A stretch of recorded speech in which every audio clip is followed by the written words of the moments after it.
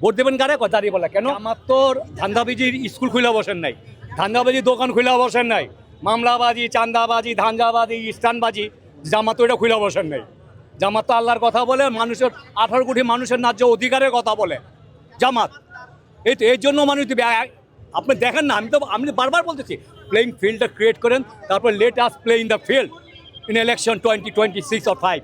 আসেন আপনি, হ্যাঁ আসেন, দেখেন মানুষ কি তবে মানুষ সেকেন্ড টায়ার্ড হয়ে গেছে 54 বছরে। এখন একটা ইয়ং ছেলে দেখেন, একটা অনার্স লেভেলের একটা ছেলে দেখেন, শিবির করে তা না, অন্যভাবে যেই বলেন ভোট দেবেন কারে দাঁড়িয়ে বলে কেন?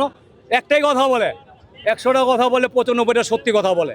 আমার ঘরে আমার ভাতিজাদের কথা বলতেছে, তারাই বলে তারা আধুনিক শিক্ষা শিক্ষিত, বিভিন্ন ইউনিভার্সিটিতে পড়ে, জব করতেছে। বাবা কারে ভোট দিবি রে, কি চিন্তা করছো? বলে একটা কথা, জামাতে ভোট দেবো। কেন? সত্যি কথা বলে, মিথ্যা বলে না, প্রবঞ্চনা করে না।